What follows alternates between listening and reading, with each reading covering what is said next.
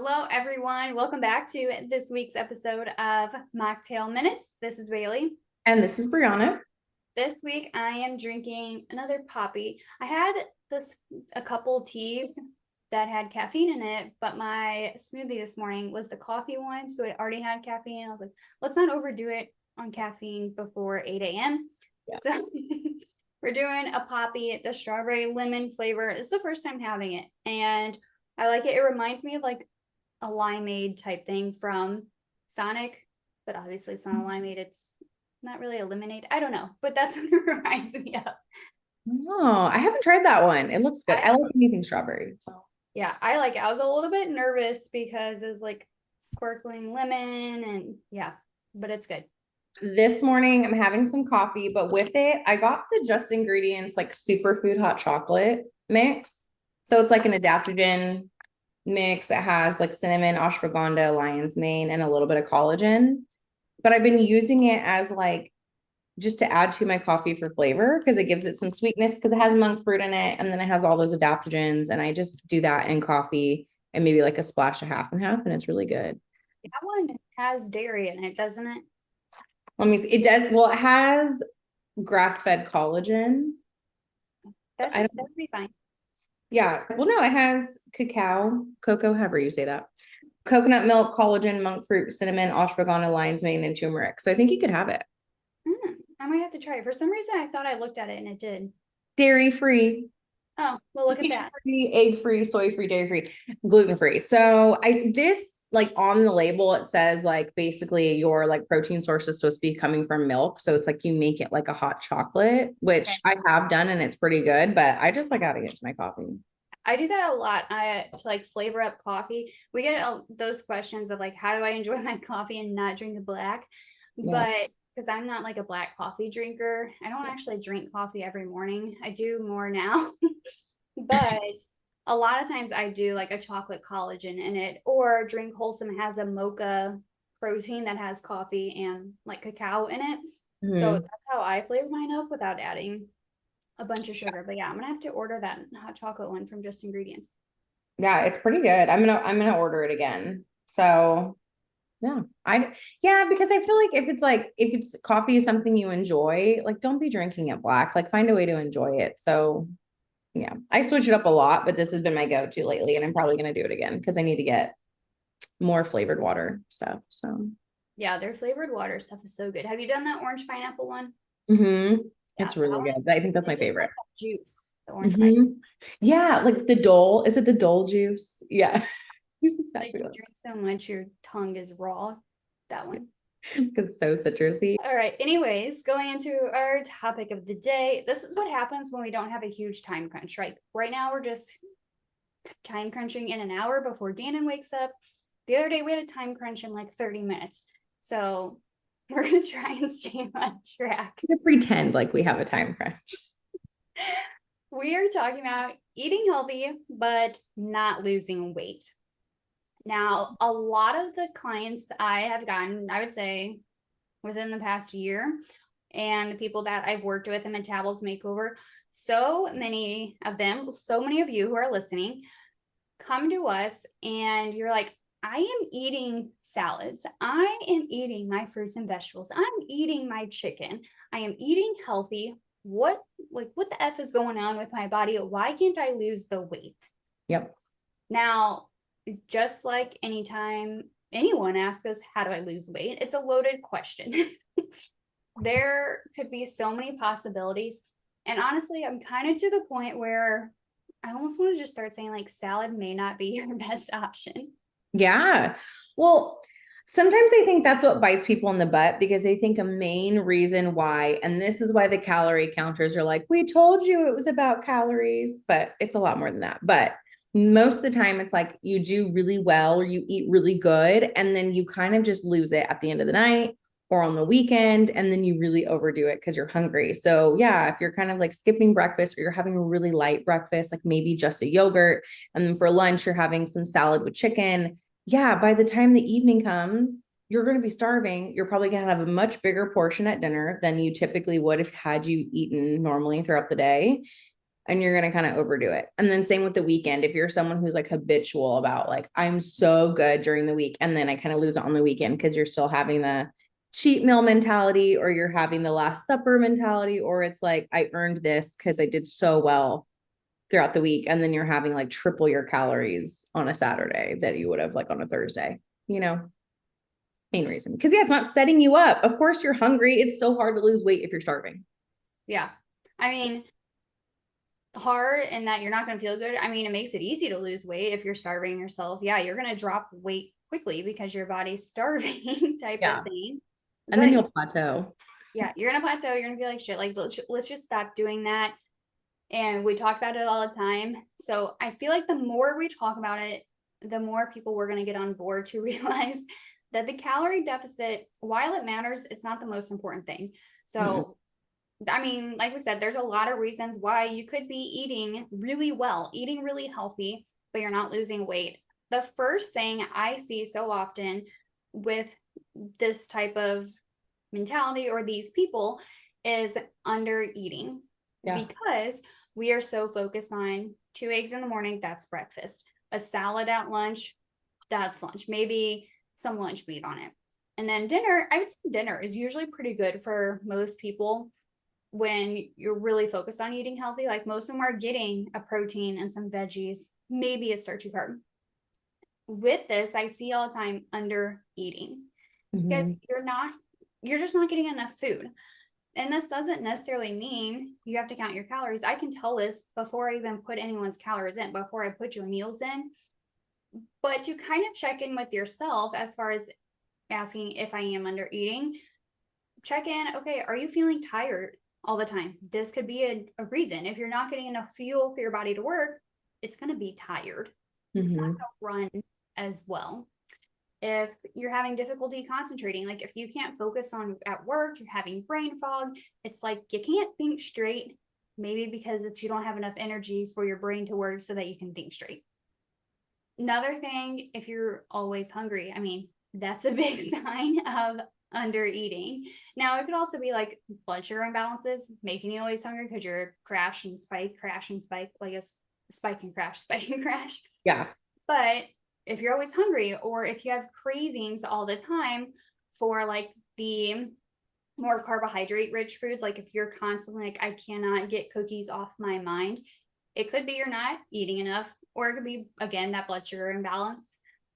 Other things, signs of under eating, if you're super irritable or have some mood swings, that hangry feeling, that's definitely a sign. If you're someone who works out and you feel like you can't work out to your full capacity, or you have decreased workout performance, or if you have slower recovery, like it's normal for you to be sore after a workout, but you don't want like days of soreness. You also don't want to be like in pain where you can't function the next day. So you need to eat enough to be able to recover from these workouts. Other things I see: hair loss and thinning, dry skin, brittle nails. Because if you're not getting enough of that nutrition, and we did talk about this in our hair growth episode, I think that's what we called it. Yeah. But if you're not eating enough, your body does not care about how well your hair looks. No. And especially like, I get this question a lot of, okay, what do I need to do to make my hair healthier, stronger, my nails stronger? Like, do I need to take this biotin? And like I said, we did discuss this in a previous episode, but a lot of times you just need more protein and fats to build those tissues, I guess they would be. Yeah, technically. Yeah, because it's not a priority, right? Like your hair isn't keeping you alive. It's not a I mean, it does have a protective function, right? Like that's what it does. But on like the scale of what's most important, your hair is not very important. Neither is your skin, you know. I would say another good one, and this has been our theme lately, but like how good are your bowel movements? If you're not having regular good bowel movements, you're probably not eating enough. So definitely under eating keeps people from not losing weight. Yeah, bloating kind of goes with those bowel movements. Like if you're constipated, bloating can also happen because the body is struggling to process that little amount of food that you are getting. Cold sensitivity, that's another thing that I have seen, like often getting cold. Like, yeah, if you go outside and it's chilly, like this morning it was 50 degrees when it's been like 90. obviously, yeah, I'm gonna be a little bit colder, but if you're cold in like warm environments, or if you're like always the person that's cold, it could be your body is trying to conserve energy by reducing heat production. So you're cold all the time. Yeah. And that's really, yeah, it's your body trying to conserve energy is really the main reason why you're not losing weight when you're under eating, because you're dropping your basal metabolic rate so low, and it's just unrealistic to eat less than that amount. It's not function. You can't function that way. The other would be overeating, right? And I feel like this is the common one that people are like, oh, dumb, overeating. But I think I've worked with enough people now to really realize that the majority of people are not overeating in the way that we consider over, like that we think about overeating, right? Like when you think about someone overeating, it's like, oh, they're eating a lot of fast food, or they're eating really large portions, or they're constantly just snacking on junk.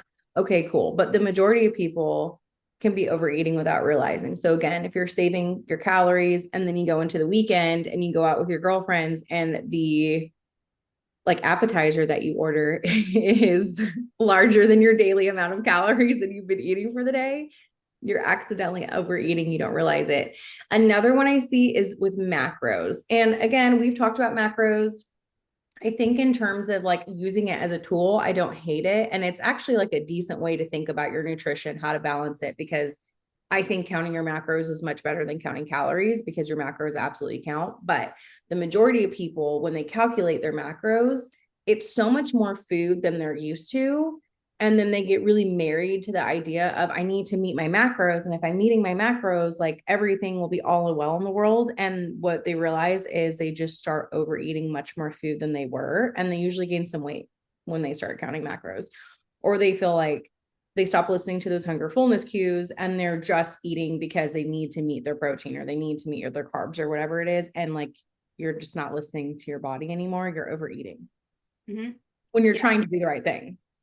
Yes, exactly. And kind of going along with that, another thing that when you're eating healthy, not losing weight, lack of protein. I would say this is in the top 3 reasons of why I see we're having issues with weight loss and overall how we're feeling. We're just lacking protein Yeah. because we need a lot more than what we think. Yeah. And everyone's always like, oh, yeah, get my protein in. And I'm like, you're getting about 40, 50 grams of protein, maybe enough Yeah. to not get malnourished, but not necessarily enough to get you thriving, to get you to build that muscle. And I feel like this lack of protein, I mean, honestly, it can come from a lot lately around misconceptions around protein, because a lot of times if you're like, okay, I'm eating healthy, you are someone who is researching a lot. You are diving into all this information. And when you dive into all this information, you're getting a lot of information back. A lot of information out there is coming that like protein causes inflammation, red meat specifically causing inflammation. Honestly, I would say added sugars are more inflammatory than that red meat. I mean, it's a whole food. So this fear around animal products, I think, has led to a lot of people under eating protein, especially when you feel like the only thing you can eat is chicken and fish. And I mean, I live in Missouri. We're not getting good quality salmon at our local Kroger or anything. Yeah. So a lot of times we're just eating chicken and people get burnt out. So we have this fear. And so I just want to put that out there. You can eat red meat. I eat red meat like 2 to 3 times a week. Yeah. Just get a variety in: beef, turkey, pork loin, eggs, like get all the different proteins in. And the other thing I would say that makes it harder to get enough protein in for many people is it's just not as convenient, or we feel like it's not as convenient. I will say it does take a little bit more thought, a little bit more like planning to get protein ready, but you can also make it easier.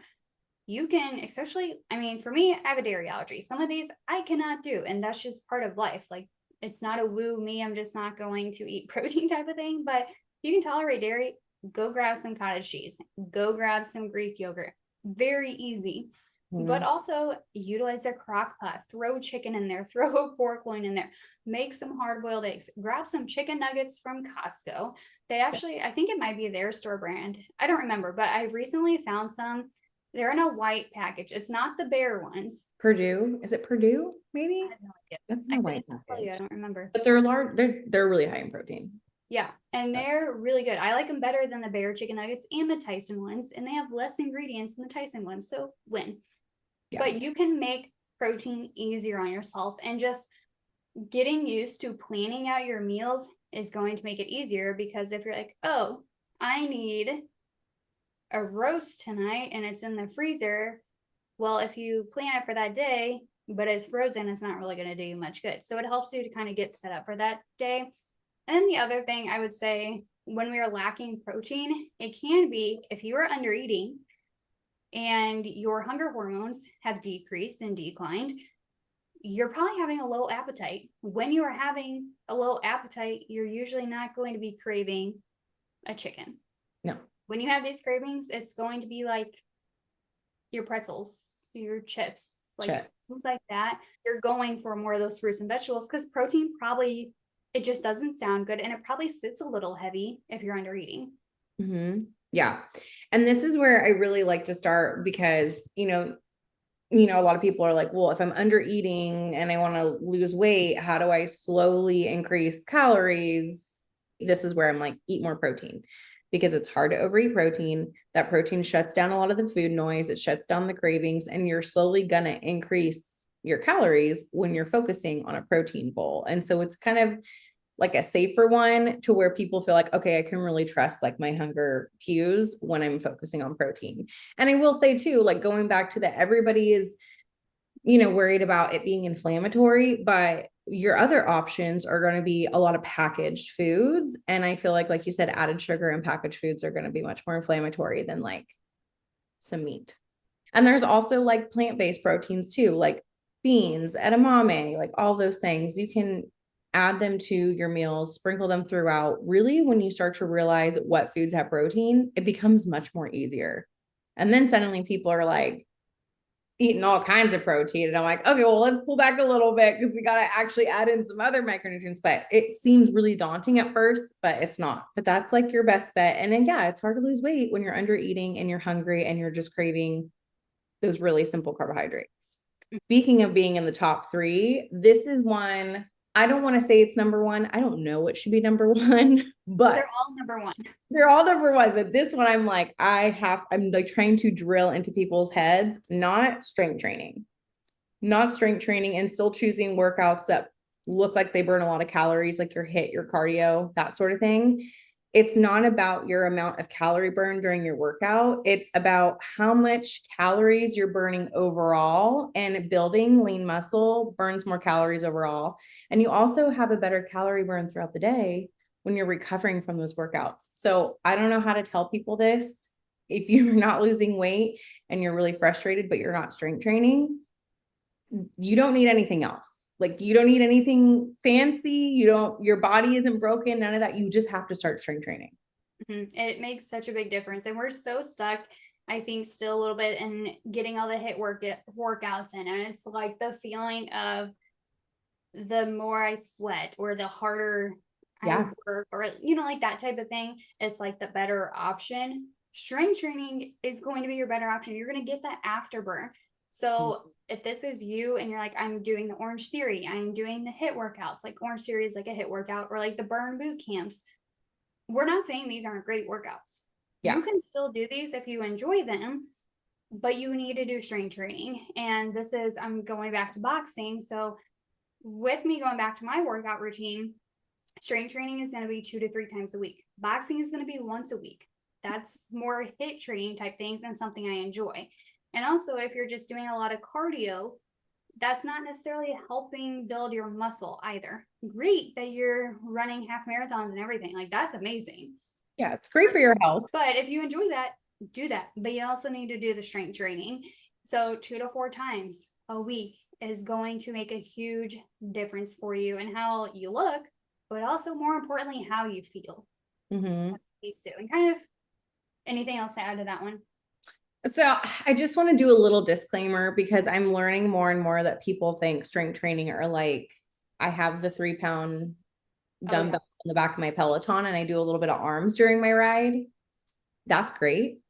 That's not what I would consider strength training. Strength training is like lifting heavy, picking up a weight that you can only do 8 reps with, and then you need to rest. So if you're still chatting during your workouts, or you've been picking up the same 10-pound dumbbells for the last 5 years, that's not heavy and that's not strategic strength training. Again, I like to stand by any movement is good, but if you're like, I'm trying to be intentional with really seeing that needle move, you got to pick up some heavy stuff. And I see this, I was just talking to my husband about this. I see this so much with moms. They'll be like, still, they're using 5 and 10-pound dumbbells at the gym, and then they're picking up their 35-pound toddler. And I'm like, girl, pick up a heavier dumbbell. You're doing it all day. It's like, that's why you're not getting a ton out of your workouts. And I think women are just like scared of like lifting heavy, but I'm like, you're lifting heavy. You're carrying car seats and diaper bags and groceries, and you're walking up the stairs, and you're like doing all the things.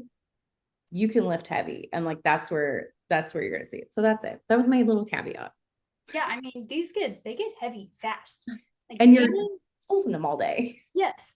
I was just telling you before we started, he weighed 12 pounds about 2 weeks ago. We go to the doctor next week. And that was just from like me seeing it on the scale and then adding him to it. So I'm like, this kid is at least 12 pounds and I'm carrying him all day. Yeah. I struggle to get him in the car a little bit sometimes.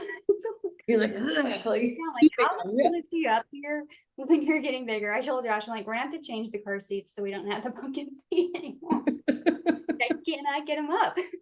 Yeah. I need to go start lifting again so I can. Right. Like lifting so you can actually do your things. And then also when you're lifting, think about, like, what am I doing all day? Like, if I'm holding a 12-pound baby for half of my day, I could probably do heavier than a 5-pound dumbbell. You know what I mean? Just thinking of it that way. He's my little weighted vest sometimes when I wear the carrier and walk. So I'm like, look, it's heavy. My arms were the best looking arms I've ever had when I was in the throes of like infants and toddlers. And now I'm like, someone hand me a baby so that I can wear my arm. Yes. And speaking of all these workout type things, so we mentioned like the HIIT workouts. Now, another thing I see often is stress. And especially, I mean, stress is something we tend to think about, the emotional stressors or just like things going on within our life, like relationships, finances, kids, all these pieces. And we're like, oh yeah, I'm stressed out. And we've talked about this so many times about how we've normalized stress. But I think as far as like this episode, thinking about the physical stressors that are straining your body. Yeah. So this could be over exercising, not getting enough recovery time, poor sleep, dehydration, too much caffeine, too much alcohol, lacking nutrients. And this is like a big thing with the HTMA testing we're doing a lot of, and we can link that if you want to do an HTMA test. We should probably talk about those again at some point. We have a previous episode that we talked a little bit, but anyways, we should probably talk about those again. But yeah, like imbalanced macronutrients or the micronutrients with your vitamins and minerals, environmental stressors like toxins around you. I mean, like a sedentary lifestyle where if you're someone who does go to the gym for like an hour or two every night, but you're also sitting on your butt all day while working, you're still considered a sedentary person. So we don't have to want to have these prolonged periods of sitting. Other stresses in the body, digestive issues, ignoring food intolerances, ignoring different things going on with your gut, thinking it's normal to only poop twice a week, hormonal imbalances like with thyroid dysfunction or adrenal fatigue, and then also blood sugar fluctuations. Everything is always coming back to that blood sugar balance. Yep. These are the ones that I like to really have people hone in on, because a lot of times when I'm talking stress management, most people aren't there. Most people aren't ready to really like get really intentional with like being proactive about stress management. They feel overwhelmed. It's like, I'm always going to have kids and work and a relationship, and how am I not going to be stressed? And so this is where I have them get really nitty gritty on like, okay, well, there's also other things that increase your stress. All those things that you listed, what in there feels controllable, right? And this is where the whole like, should I have coffee before food or not? Is it the biggest thing in the world if you have coffee before food? Maybe not, right? Like it does raise your cortisol. Okay, your body adapts. But if you know I'm really stressed all the time, why would you still continue to do something that's very easy to manipulate? right? Like if you have a lot of things going on and you can't control that, well, you can control having coffee before food, right? You can control over exercising. You can control excess alcohol. So like thinking about, okay, maybe something crazy is going on at work in my relationship and that's overwhelming, but there's other ways that my body is being stressed that I can control. So let's work on all those small things. Mm-hmm. That's a hard one because it doesn't feel as tangible, but I would say another thing too is like your phone first thing in the morning. That's something that I'm really getting clients to work on. It's like your cortisol is always already high, and then you're going to blast your face with blue light with all these notifications of the 1,500 things you have to do that day. And suddenly your heart rate is up, your stress is high, and you're thinking, oh my God, my to-do list is a million years long. And you're just keeping that cortisol high and that stress high. Don't look at your phone for the first 30 minutes in the morning. Don't look at it. Yes. Unless you're me asking Bailey what we're recording that day. But to be fair, I had already been up for a while. Yeah. To be fair, I've been up since 5 a.m. So it's been up for a while. But you know what I mean? And I feel like that's something I get really good feedback on. And then it feels a little more like I can do the hard things today. I can focus on a good breakfast. I can figure out my movement. Like when you're not just bombarded first thing in the morning with all the stuff that it feels like I have to do, it's much easier to focus on you, which I think is a huge reason why people aren't losing weight. So they don't focus on themselves because everything else is a priority. But and as you're listening to this, I also want to point out that you are so much more capable than you think you are. Oh yeah. Especially you mentioned the coffee part, and this is one thing, as soon as you mention it, we have like a shutdown mode. Yeah. I used to be that person. I will totally be transparent. I liked my routine. But like if you're not willing to change something, you can't expect things to change. And if you're like, I can't do it, yes, you can. You're more capable than what you think you are right now. And if you really want these different things, you just have to know that. You have to know that you can do the hard things. And it may seem hard right now, but a month later, it's probably not going to be as hard. You're probably not going to have to really think about, okay, I need to do my breakfast before. I need to do my breakfast before. So once you get into that routine, then you're out of the other routine. So it's so much easier. Yep. 100%. We can do a whole other episode on that. Actually, we probably will with like the life health balance. That seems to be a popular one. The other thing would be like, we'll go through these kind of quickly. Poor sleep. That's another one. I see so many people not wanting to change, thinking they can power through, thinking I run really well off 4 or 5 hours of sleep. No, you don't. You run really well off cortisol, but that's not what we want, especially as we're getting older. You're not invincible forever. Okay. Poor sleep. We've talked about this in the past. We have a whole episode on it, like what it does to your hormones, what it does to your hunger cues, what it does to your blood sugar balance, what it's doing to your recovery. The next one would be artificial sweeteners and trying to choose the better option. I think this is a slippery slope because when you keep having things that are super sweet, which artificial sweeteners are way more sweet than normal sugar, you're going to keep craving sweet things. Sure, it doesn't raise your blood sugar, but we do know that it can kind of change your gut microbiome, which affects a lot of things.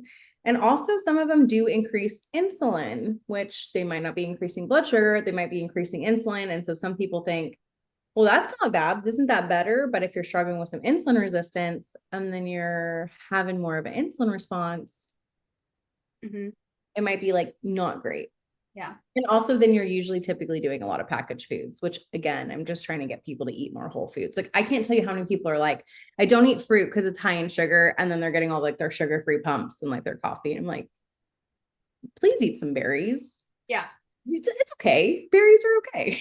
They're great. And I always call these like the diet foods. Like just step away from the diet foods for a minute because the more like if we're adding artificial sweeteners, that tells you right now that this food is probably highly processed.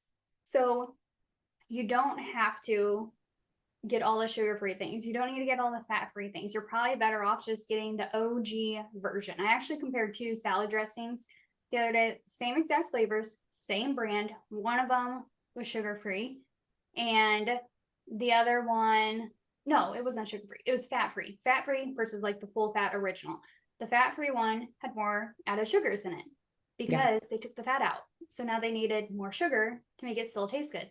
The Yeah. original, it had more fat, but it was like 8 grams per serving, totally fine. But it also had less added sugars. So I would say go with the OG. We'll Yeah. just leave it at that. And you're going to be more fulfilled. And again, a lot of times when you're choosing the diet foods too, you fall back into that under eating, lack of protein, increasing stress, all of those things. The next one would be like hormonal imbalances. And we talked about this also in previous episodes about like all the different hormones that can come into play when you're, losing weight, or really just how your body is functioning, what all those hormones are. And this is another reason why I really hate the whole just focusing on calories in, calories out. Yes, at the end of the day, you need to be in a slight calorie deficit for what your maintenance is. But if you're plugging it into a calculator and you think like that's Bible, like this is my calorie number, you have no idea what your body is actually using. And a lot of those hormones influence it. For example, if you have a little bit of insulin resistance, you're using nutrients differently. If you're having an underactive thyroid, you're using nutrients differently. If your blood sugar is out of whack, you're going to be storing more fat. Like there's just a lot that goes into it. So hormones are a big one. And then hitting a plateau. We had an episode about this too. Maybe you need to change things up a little bit. If you've been doing the same thing for the past couple months or a year, it's really tempting to stick with it because maybe you saw results in the beginning and it's like, no, this is how I do it. And your brain wants to stay safe and get you results, but it's okay to switch it up. Your body is changing. You're in a different season of life. Odds are you can't just have the same plan forever. And I was just kind of like thinking about this as you were talking about it. I don't think I've really ever done the same thing for even a year. Like looking back to a year ago, things looked really different. And I think it's just because, and it's not something that I've like intentionally changed. It's just like the unintentional because I'm adjusting with life that happens. Like if I'm in a period of really high stress, there's just a lot of things going on. That's totally fine, but I'm not going to push it as hard as I am, like as I typically would in the gym. I'm going to be more focused on protecting my stress bubble. Maybe I pull back on the strength training and I do more gentle movement. I still get it in, but not 4 times a week now. So Mm-hmm. I think unintentionally, I kind of changed up every few months just with how my life is going. Yeah. And so I think that is super helpful. Or sometimes you just need to change up. And I do that with clients that I've been working with for over a year. And they got the things down. And then they're like, okay, I just feel kind of stuck now. Okay, cool. We just need to change it up a little bit. And that's totally fine. That's normal. Yeah.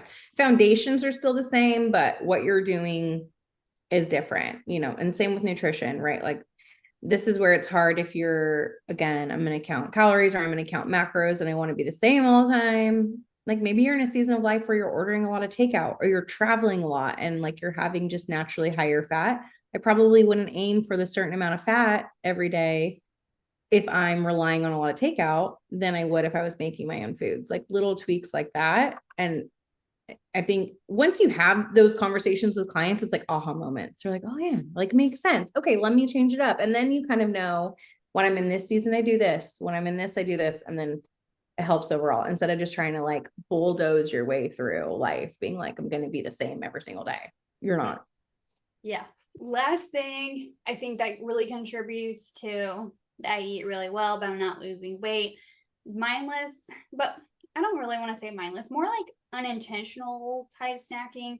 Because I feel like mindless, we often think about like we just don't care. Where if you were this person, you typically care a lot about what you're putting in your body. Like I said, you're usually a person doing a lot of research on your own. And so it's more like that intentional snacking that we don't even realize. It's having 4 cookies throughout the day and we don't even recognize it because it's like, oh, I was a little bit hungry after lunch. I'm going to eat a cookie. Well, I'm still a little bit hungry. So I'm going to eat another cookie. Mm-hmm. And then comes the dinner. And then after dinner, I'm like, okay, I'm pretty hungry. I'm going to go eat 3 more cookies. I'm just picking cookies because it's an easy thing. But things like that, if we're not creating these meals that are blood sugar balancing, that are getting us enough nutrients, you're going to have these more cravings and it's going to pop up in little places all throughout your day. Mm-hmm. Yeah.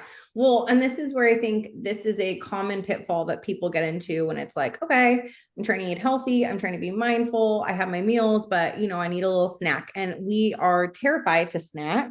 And so what we do is like just a little bit, like I'm just going to have a little nibble, or I'm just going to have this. And instead, if you were just to have a satiating snack of at least 2 different types of nutrients or more, and then you eat it like a normal amount, you have a snack, you're satiated, and you be done, you wouldn't find yourself like taking another lap into the kitchen just to, it's almost like we're like, I'm a little bit hungry, but I want to be good. So I'm not going to have a full snack. And then you end up, I saw a reel on this like a long time ago where it's like, I didn't want a snack. So I had a little bit of this, a little bit of this, a little bit. And then it's like, and then I had a snack, like that's what's happening. And if you've listened to any of our episodes on like your hunger hormones, we know that if you're not fulfilling your hunger satiety enough, you're just going to keep feeling hungry. It's like those little tiny bits that you're giving it is actually making you a tiny bit more hungry, and you're not ever shutting it down. And then that's where you have a lot of food noise, and that's where you're constantly just like, and you just keep making those laps around the kitchen, when it's like, if you're hungry, let's have a snack, portion it out, put it on a plate, make sure you have 2 nutrients, eat it, be done. You're good to go. You're satisfied. You're satisfied. You feel good. Yeah, your body was hungry, makes sense. Have a snack, be done, instead of the just, I'm being good, so I'm just nibbling, or I see a lot of moms doing that, like nibbling off their kids' plates, and they're never really fully getting full. And it's like, just have a meal or a snack. But that's the scary thing, is like, but I want to lose weight, so why would I have a snack? Because you're going to have a snack plus more if you don't. Mm-hmm. Your body needs food. And so I hope these parts, I think we listed out 9 different reasons. Well, I guess 10 if you count under and overeating. So we'll go with 10. We gave you 10 reasons of why you could be like, I'm eating healthy, but I'm not losing weight, or I'm like stuck with not being able to lose any more weight. So let us know if you did have any aha moments and you're like, oh, that might be it. Or if there's anything you need us to expand on. But kind of think about these things. Is this something that you're like, okay, this might be the issue? This might be what's going on. Get experimental with yourself. Change it up. Try these different things on and see what starts to help move the needle. Especially check in with yourself. Make sure you're eating enough. Yeah, please. Because again, your body is so good at adapting, and you could just be spinning your wheels, and you don't want to be doing that. I tell clients all the time, the goal is to not eat as little as possible. The goal is to get your body utilizing nutrients as best as possible. Yeah. And that's what I've had to tell so many people right now, because they feel weird coming to see me when they're like, I am super conscious about what I eat. I am not overeating. I am eating the salads. Like, but you might not be eating enough. And they're like, but I've always been told to be in this calorie deficit to lose weight. I'm like, I know this sounds so backwards, but your body needs more fuel to live, and then also to allow your metabolism to work. Honestly, if I could take a snapshot of all the people's faces for that like little moment in time where I'm like, yeah, it seems like you have great habits, you're choosing great foods, you need to be eating a little bit more. If I could just take a snapshot of their face, like they're like, what the hell is she telling me right now? Like, yes. If you're also thinking that and you're like, I cannot eat anymore because I will gain weight, try it out. You probably do need more if you are questioning this, and feel free to ask us like kind of our thoughts. Obviously, we're not going to be able to give you a whole rundown within a DM, but we can give you some ideas to kind of get you started there. And this episode is not meant to be like you're failing, do better. It's meant to inform you. It's meant to let you know that you already have all this information overwhelming you online. Let's break it down. Let's keep it simple. Focus on one of these parts at a time to check in with yourself. Yeah. And that's it. And it's our job to give you this information, especially as you work with us one-on-one. It's our job to give you an outside perspective. It's our job to take all the information when you Google and get a billion things and simplify it and give it to you for what you need. That's why we are the dietitians. Remind you that you probably don't need anything super fancy. Yeah. You probably just need to be doing the unsexy basic things. And we're here to remind you that you're doing a good job. You're on the right track. Keep doing those things because you're going to be tempted to switch it up and be like, I need to do this. You don't. Just trust the process. Yes. Yep. Right, everyone. We hope you have a great rest of your week. We will be back next week with another episode for you guys. Bye. All right. Bye.